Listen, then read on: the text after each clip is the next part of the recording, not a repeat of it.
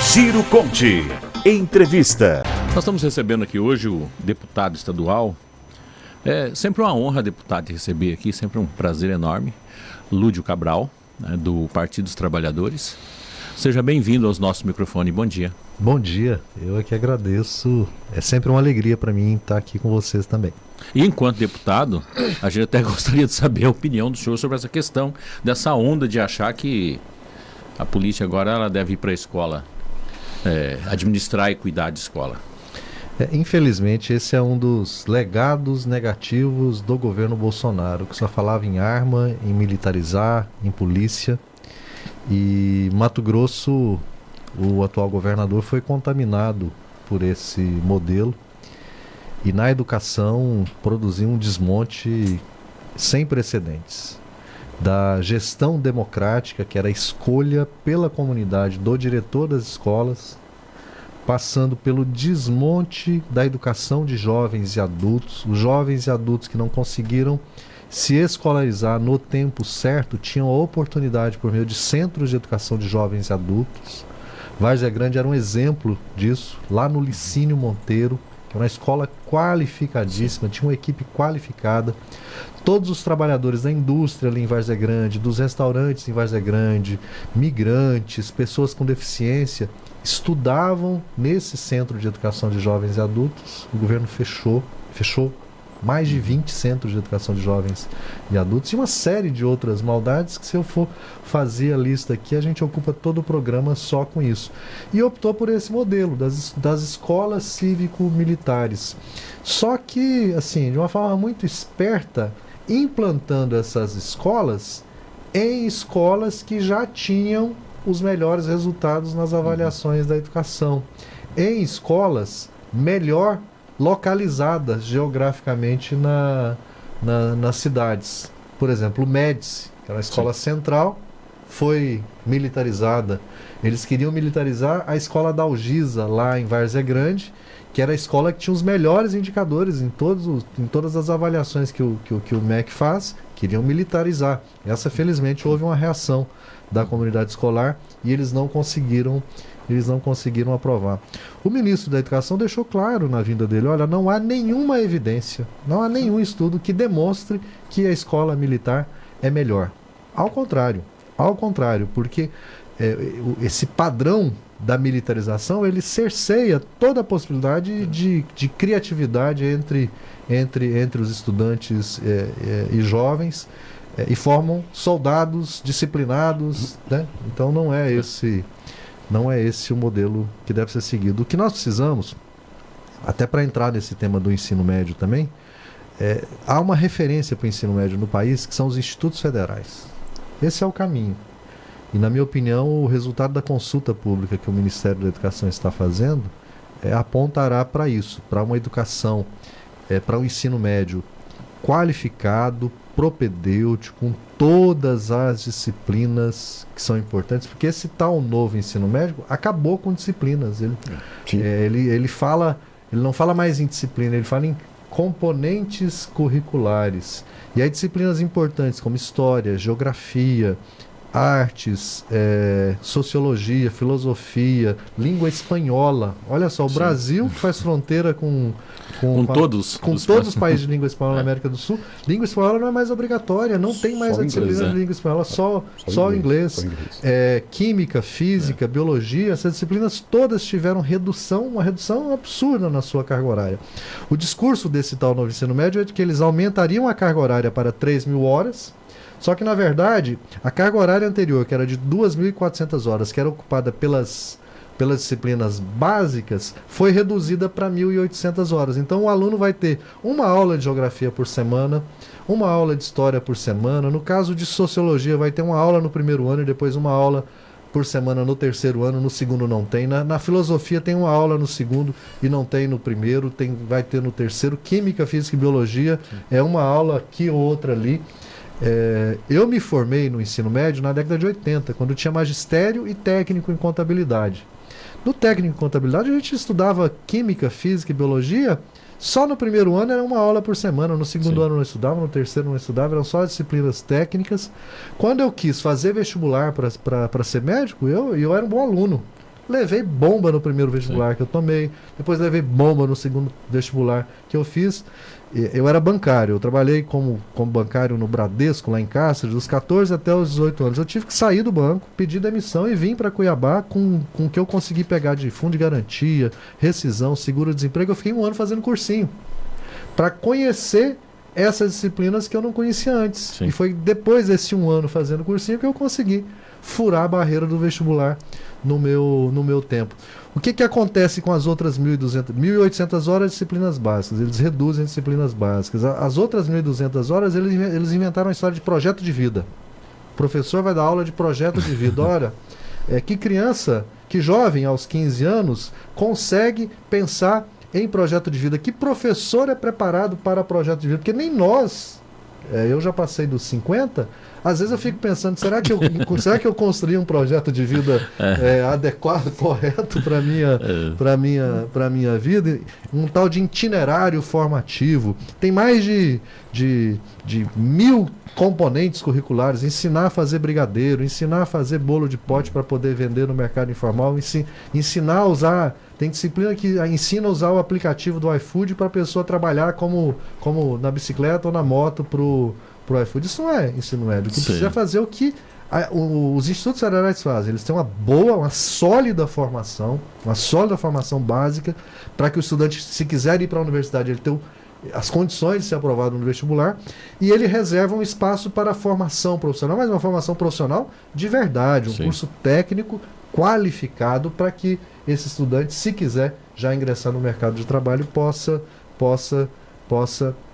ingressar, cursos de qualidade mesmo, e na minha opinião é o modelo que nós precisamos construir para o ensino médio, porque antes desse tal novo ensino médio estava ruim, com esse novo ensino médio ficou pior.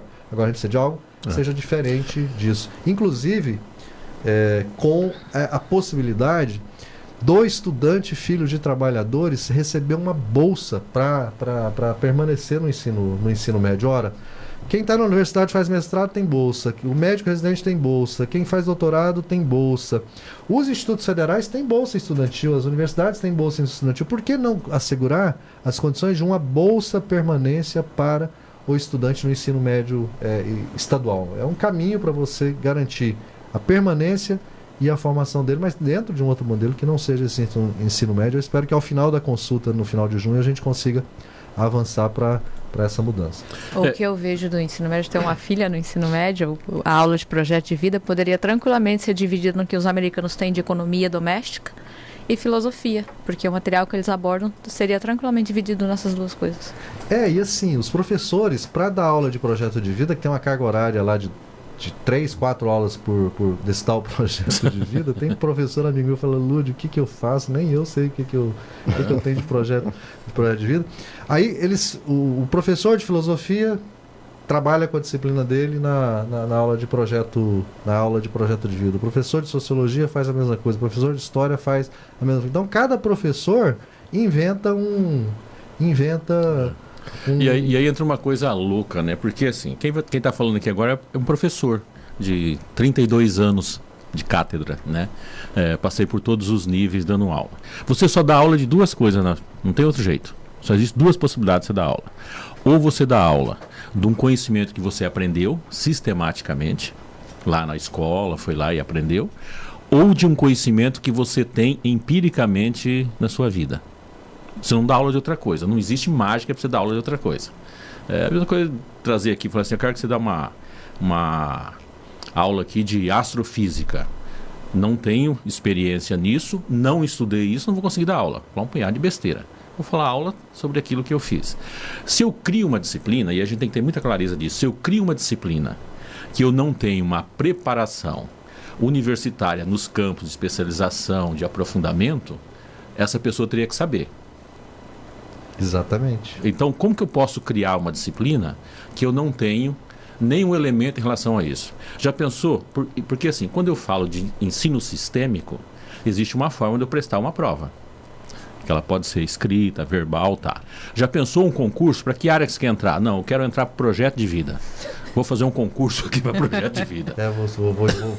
Vou me graduar em projeto de Exato. vida. Não existe isso. Não tenho. O máximo que o cara vai conseguir é planejamento.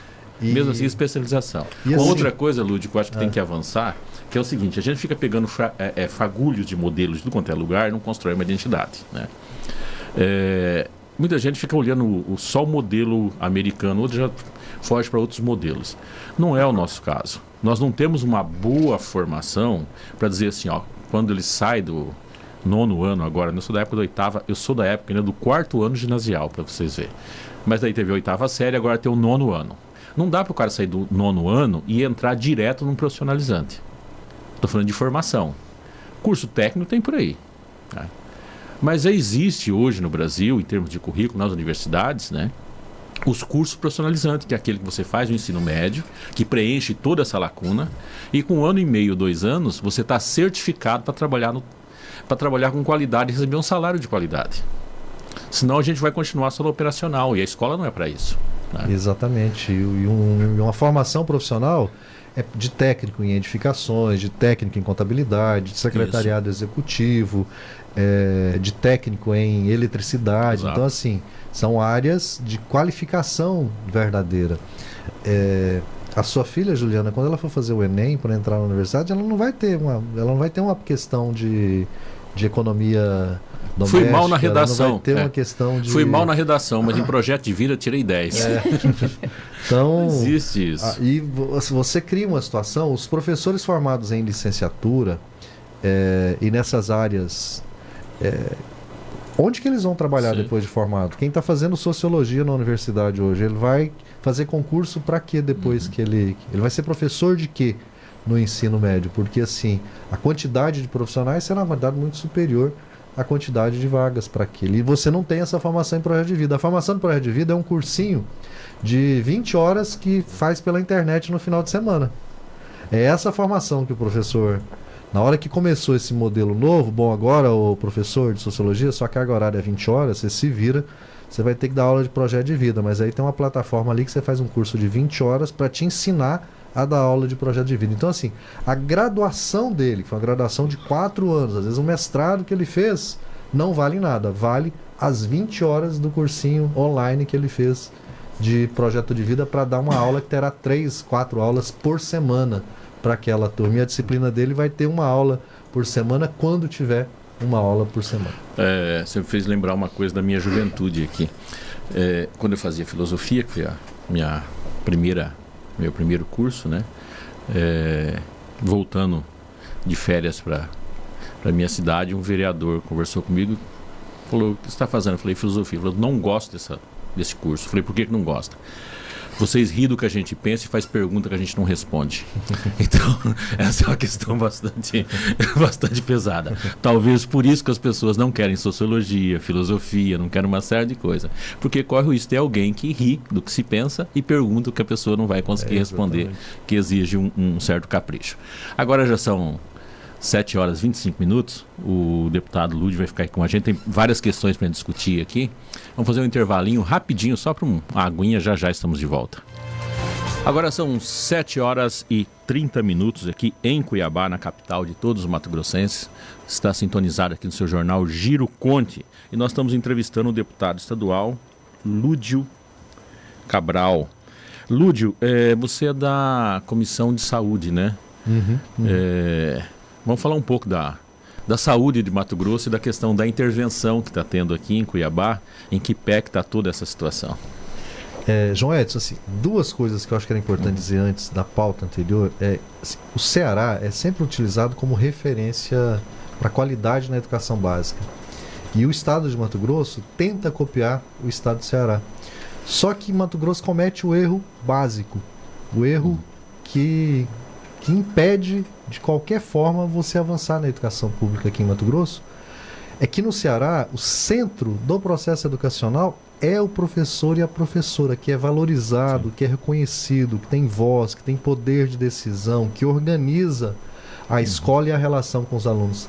Aqui em Mato Grosso, a prática do governo na educação é assediar moralmente, de forma permanente, os profissionais da educação. Então aqui não vai dar certo nunca. Não adianta comprar material estruturado, gastar milhões com apostila, porque se você não valorizar o profissional da educação e respeitá-lo e ouvi-lo de verdade, você não faz educação de É qualidade. quem faz a educação, né? Quem tá em sala Exatamente. de aula. A outra coisa que você estava falando de filosofia, eu fiz medicina na UFMT. Sim. A disciplina que eu tenho mais saudade do tempo que eu fiz medicina foi a disciplina de filosofia, que eu fiz no meu primeiro ano, era uma optativa na época. Sim.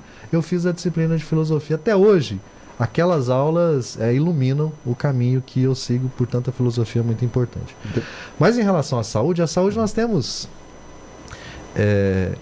eu sempre digo isso, e a pandemia é a referência para dizê-lo, Mato Grosso tem o pior sistema de saúde do Brasil.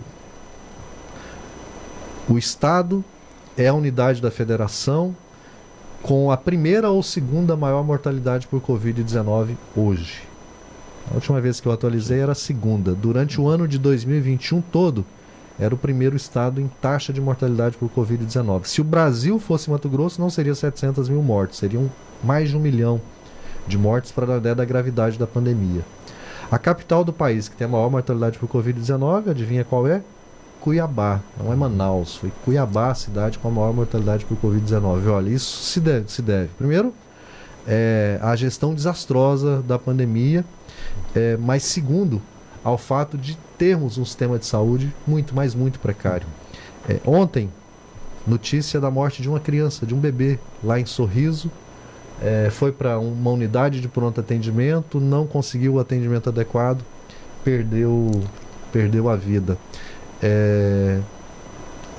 Ontem também, de manhã cedo, faleceu uma moça de 20 anos que fez um quadro grave de dissecção de aorta, que ficou praticamente uma semana lá em Sinop aguardando uma transferência com uma decisão judicial nas mãos, que é o que a gente tem toda semana, todo dia. A hora que eu abrir o meu WhatsApp hoje, eu vou receber denúncias de pessoas que estão aguardando uma transferência de algum município do interior com decisão judicial e a decisão judicial não cumprida. Outro dia, uma criança de uma cidade do interior teve que ir para outro estado porque não conseguia atendimento aqui em Mato Grosso. Ora, esse estado que se diz rico, essas cidades que supostamente impulsionam o desenvolvimento econômico, Sorriso, Sinop, não tem hospital público municipal. Tem um hospital regional em cada uma delas, com a estrutura assim precaríssima. No caso do Hospital de Sorriso, foi feita uma reforma da fachada do hospital. A fachada, se fala, gente, que fachada. Quando você entra no hospital, o hospital completamente deteriorado, assim, há 15, 20 anos sem uma reforma. E esse hospital foi inaugurado há mais de 10 anos. Então, assim, e a população daquela região cresceu nesse período. Então, Cuiabá, com os problemas de Cuiabá, impressionante o quanto foi desmontado o sistema de saúde em Cuiabá nesse período. Então, é um desafio enfrentar o tema da saúde aqui em Mato Grosso. Deputado, ainda nesse tema da saúde, o conselheiro Sérgio Ricardo disse que até quinta-feira o TCE decide se prorroga ou não, se é favorável ou não a prorrogação da intervenção na saúde da capital. E aí seria até 31 de dezembro. A minha pergunta para o senhor é o seguinte: esse novo pedido precisa passar pela Assembleia Legislativa? E passando, o senhor, na condição de presidente da Comissão de Saúde, pelo que o senhor analisou, já conversou com o interventor e tem observado, né, como é que está a saúde de Cuiabá, o senhor é favorável ou contra essa intervenção? E só mais uma informaçãozinha aqui, na verdade, os colegas da Assembleia estão ouvindo aqui o Giro Conte, estão mandando um abraço para o senhor. Bruno Pires, da Rádio Assembleia, Paulo de Tarso e João Botelho. Manda um abraço para eles. Audiência qualificada. Vamos trazer mais um Lúdio aqui, vocês ouvem a gente nesse horário, ficou legal. O Haroldo Júnior também falou que está ouvindo aqui na da Copa. Neto, essa coisa, se é a favor ou contra a intervenção, parece torcida de time de futebol, né? O próprio questionamento, ele traz involuntariamente a contaminação pela disputa. Fica pela disputa pró-político contra político, né? Exatamente. Você é a favor do prefeito ou você é a favor do governador? Prefeito e governador que se sentaram uma única vez. Eles só se reuniram uma vez em 2 anos de pandemia. Os dois principais responsáveis por atender a população Mas de eu Mato perguntei Grosso. se o senhor analisou os dados, de acordo Sim, com sim, aquilo não, que o senhor não. analisou. Não, aí eu vou chegar lá. É. Porque não se trata de ser a favor ou contra a intervenção. Quem fez o pedido da intervenção foi o Ministério Público Estadual, com base numa série de decisões judiciais que o município de Cuiabá não havia cumprido. Entrou com essa ação no judiciário. O desembargador que analisou a ação decidiu que teria que ser decretada a intervenção e obrigou o governador. Governador, edite um decreto de intervenção de 90 dias em Cuiabá para resolver isso. Precisa fazer concurso, tem que chamar os aprovados no concurso, tem que lotar médico nas policlínicas, tem que assegurar medicamento nas unidades de saúde, tem que resolver o problema da fila da cirurgia. Foi isso que a decisão judicial disse. Então, a mim não cabe dizer, está correto ou está errado. A decisão judicial a gente tem que cumprir, até porque está errado ou está correto, não vai resolver o problema de saúde da população. Eu sempre não me deixo contaminar e coloco no centro os direitos que as pessoas têm a serem atendidas com qualidade. Qual é o papel da Assembleia? Ela tem que analisar o decreto do governador para dizer o seguinte: se o decreto do governador ele respeita o que está na decisão judicial ou se ele extrapola. E quando eu me posiciono favorável ao decreto, eu estou dizendo o seguinte: olha, o decreto está obedecendo à decisão judicial. Se não estiver obedecendo à decisão judicial, eu me posiciono contrário e peço para que o governador refaça aquele decreto. Inclusive, nós fizemos uma mudança no decreto, porque não constava do decreto a necessidade de uma comissão de acompanhamento externo da Assembleia, e a Constituição nossa diz isso expressamente. Bom, se o Judiciário agora, a partir da análise que o Ministério Público fez, o Ministério Público já fez o pedido de prorrogação até o dia 31 de dezembro. O Judiciário tomou essa decisão, vai dizer: governador, novo decreto. Esse novo decreto tem que ir novamente para a Assembleia. E se obedecer à decisão judicial, nosso posicionamento tem que ser favorável, porque você criaria um conflito entre poderes se a Assembleia se posiciona contra uma decisão judicial. Agora, se estiver com problema no conteúdo, comunicar à Justiça para que o governador corrija o decreto, para que a Assembleia possa aprovar o decreto. Eu não sei se eu consegui ser claro na tramitação do decreto e no sentido dessa intervenção específica, que é uma intervenção resultado de uma decisão judicial. E assim, há muitos problemas ainda que não serão resolvidos pela intervenção, porque ela é circunscrita, ela é limitada, ela tem um prazo determinado, mesmo que vá até 31 de dezembro, são mais 7 meses. Então, esse tempo é um tempo, você não resolve os problemas de saúde de uma população nesse intervalo de tempo. Há questões que avançaram, mas que nós estamos checando. Por exemplo, a lotação de médicos nas unidades básicas de saúde. A interventora esteve semana passada na Assembleia e disse que todas as unidades estão com profissionais. Nós já recebemos denúncia de unidades que estão sem profissionais, unidades básicas que estão sem profissionais, postos de saúde. Já estou, hoje mesmo, na Comissão de Saúde, eu aprovo um requerimento para que ela me apresente a escala, quem é o médico, quem é a médica que está em cada uma das unidades básicas de saúde, para que a gente tenha a confirmação se de fato isso aconteceu ou não. As escalas de plantão em policlínica e UPA, eles não conseguiram resolver. Ainda tem buraco nas escalas de plantão, ainda tem plantão sem médico e ainda tem plantão sem a quantidade suficiente de médicos. No caso da pediatria, então, é um drama. A maioria dos profissionais que estão atendendo pediatria nas UPAs não são médicos pediatras. E são clínicos, na maioria das vezes, infelizmente, recém-formados, que não têm ainda a experiência necessária, atendendo crianças. Isso é um problema sério que precisa ser enfrentado. E tanto que a Santa Casa, que é o hospital estadual, que é referência para urgência e emergência, está com seu pronto atendimento superlotado, porque as pessoas não encontram pediatra nas UPAs e policlínicas.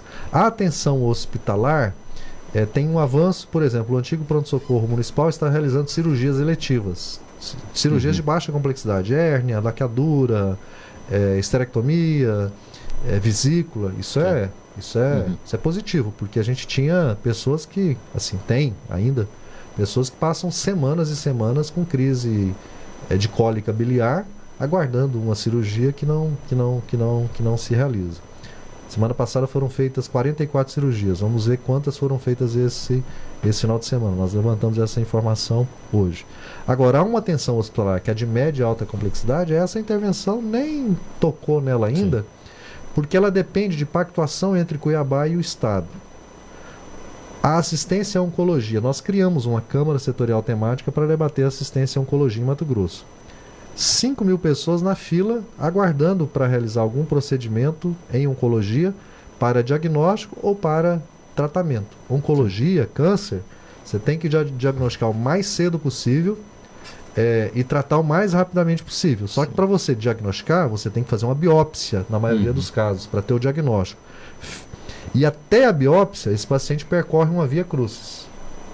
Até mês passado, tinham 700 homens aguardando a realização de uma biópsia de próstata em Mato Grosso para poder confirmar o diagnóstico e depois começar o tratamento. E não é aguardando há uma semana, aguardando há meses por esse procedimento. O serviço que é responsável por biópsia de próstata no estado é o Hospital de Câncer, que fica em Cuiabá, que tem um contrato com a Prefeitura de Cuiabá. Esses 700 pacientes são de todo o estado. O Hospital de Câncer não atende a demanda necessária. O que nós estamos defendendo na CST, na Câmara Setorial Temática da Oncologia, desde o ano passado? O Estado precisa assinar um contrato com o Hospital de Câncer. O Hospital de Câncer tem que passar a ter gestão dupla, gestão municipal e gestão estadual, para que o Estado possa comprar esse procedimento e zerar a fila da biópsia de próstata. Isso aí, um exemplo. Isso não aconteceu ainda, porque sempre houve esse conflito entre Estado e Prefeitura de Cuiabá. Sim. Ora, quem gerencia a saúde de Cuiabá hoje é o Estado. Então o Estado precisa sentar na mesa com o Estado. Agora o Estado com o Estado. Para poder repactuar essa responsabilidade. Bom, então vamos agora colocar o Hospital de Câncer como gestão dupla. Sim. E o Estado vai assumir parte dos serviços ou a totalidade do serviço que o Hospital de Câncer faz.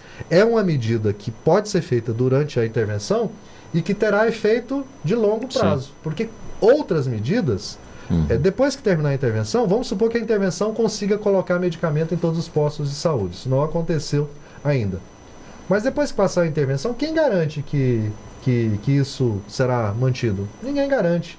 Agora, se você repactua responsabilidades, isso atravessa qualquer intervenção e produz melhoria na vida das pessoas. O atendimento à oncologia, ao câncer, é um desses problemas. O atendimento a problemas graves de coração é outro desses problemas. Há uma fila enorme de pessoas esperando para fazer cateterismo, angioplastia, cirurgia cardíaca, pessoas internadas lá em Sinop, lá em Sorriso, lá em Alta Floresta, lá em Barra do Garças, aguardando uma transferência para Cuiabá para fazer esse procedimento. Isso tem que ser repactuado entre Estado e município. Como o município agora é Estado, é mais fácil que essa repactuação aconteça. E o que acontecer de repactuação não terá, porque é um contrato novo que é assinado por um determinado tempo, isso não tem como voltar atrás nisso. O papel do Hospital Universitário Júlio Miller, do Santa Helena, do Hospital Geral Universitário, do novo Júlio Miller, isso precisa ser também debatido. Nós temos agora uma pergunta do nosso parceiro lá de Mirassol do Oeste, Tadeu Benites. Bom dia, Tadeu. Muito bom dia, João Edson. Bom dia, os companheiros da rede. Bom dia, Mato Grosso. E bom dia ao nosso querido deputado estadual Lúdio Cabral, que faz tempo que não aparece aqui na nossa região. Deputado Lúdio, prazer em tê-lo, mesmo que através do rádio, aqui na nossa região oeste, onde o senhor tem muitos amigos. Mas a pergunta é o seguinte: o senhor é filiado ao Partido dos Trabalhadores, que ganhou a última eleição presidencial. Pelo que aconteceu até aqui, em termos políticos, apesar de tentar acomodar todo mundo em 37 ministérios, é notório que o governo tem uma base frágil no Congresso. Não lhe parece que estamos vivendo uma espécie de parlamentarismo ditado pelos presidentes do Senado, Rodrigo Pacheco, em especial pelo da Câmara, Arthur Lira, de Mirassol do Oeste, Tadeu Benites. Ô Tadeu, bom dia. Tadeu, sábado agora eu estive em Cáceres na Feira da Agricultura Familiar promovida pelo Sindicato dos Trabalhadores Rurais e Trabalhadoras Rurais de Cáceres. No domingo anterior eu estive visitando 2 assentamentos da Reforma Agrária em Cáceres, o assentamento Paiol e o assentamento Laranjeiras. No final de fevereiro, dia 25, eu estive em Mirassol do Oeste, em um assentamento da Reforma Agrária, lá no Silvio Rodrigues, para uma atividade belíssima que aconteceu lá. Do dia 9 até o dia 11 de fevereiro eu percorri Araputanga, Mirassol do Oeste, 4 Marcos. Eu acho que está faltando, viu, Tadeu, eu te encontrar nos dias que eu passar por aí. Sexta-feira agora eu volto para Cáceres novamente para uma outra atividade relacionada ao dia do meio ambiente, mas não deve demorar que eu vá a Mirassol, e quando for vou avisar o Tadeu para a gente fazer uma entrevista lá, porque um dia ele me entrevistou lá presencialmente numa das visitas que eu fiz. O governo Lula, assim, primeiro em relação aos 37 ministérios, o governo Lula recriou ministérios importantes e criou ministérios novos importantes, mas sem aumentar um centavo as despesas com o pessoal com cargo comissionado que o país tem. Quando criou o Ministério da Igualdade Social, o Ministério dos Direitos Humanos, o Ministério dos Povos Indígenas, ele reorganizou a máquina e os cargos para poder assegurar a ocupação de todos esses ministérios. O Ministério do Desenvolvimento Agrário, para que a agricultura familiar tenha um ministério próprio. Então essas medidas foram medidas positivas para assegurar a política pública, não para assegurar apoio no Congresso, embora, é lógico, na hora de montar um ministério você vai buscar diálogo com os partidos que têm representação no Congresso para construir uma base que te permita aprovar os projetos, que te permita governar. E nesse sentido, realmente, o Lula está tendo bastante dificuldade, porque esse Congresso que foi eleito é um Congresso mais difícil que o Congresso anterior, que já era um Congresso difícil. A extrema-direita elegeu uma bancada de 100 deputados. Né? Seguindo o conselho de Ulisses Guimarães, ele só será melhor que o próximo. O Ulisses Guimarães diz, nossa, mas alguém perguntou para ele, mas esse Congresso é muito ruim. Ele falou, não, é porque você não conhece o próximo. O próximo vai ser pior do que esse. Então essas dificuldades, elas realmente existem. No Senado essas dificuldades são menores, mas na Câmara as dificuldades são bem maiores, até porque o presidente da Câmara se acostumou a um modelo de relação que era que ele tinha com o presidente Bolsonaro. Sim. O Lira mandava no Bolsonaro. Quem governava o Brasil era o Lira, que virou uma espécie de primeiro-ministro. E o Bolsonaro só ficava fazendo live, andando de moto e de jet ski pelo país, e o Lira e o Guedes governando o país. Tanto que o Bolsonaro, agora que o preço da gasolina caiu, que o preço do gás de cozinha caiu, ele foi ligar pro Guedes, brabo, Guedes, por que no meu tempo você não deu jeito de diminuir o preço do gás e o Lula agora está dando? Uma demonstração do completo desconhecimento de quem presidia o país antes do Lula. Então, assim, essa dificuldade na Câmara dos Deputados existe, porque eles estavam acostumados com orçamento secreto, eles estavam acostumados a mandar no governo, e agora a relação é uma relação mais tensa. Agora eu acredito que o Lula, com a inteligência, com a sabedoria dele, vai saber equacionar isso e avançar. Como já está avançando, né? Agora, já 7h54, estamos chegando ao final do programa. Laurindo Neto, até amanhã. Até amanhã, um forte abraço. Juliana. Até amanhã. Deputado Lúdio Cabral, sempre um prazer enorme recebê-lo aqui. Tem uns 30 segundos aí, o microfone fica à sua disposição. Não, para mim é sempre uma alegria também, estou sempre à disposição, é só a gente conseguir encontrar espaço na agenda, mas sempre à disposição. Mandar um abraço para o Vivaldo, lá para a República de Alto Paraguai. República do Gatinho.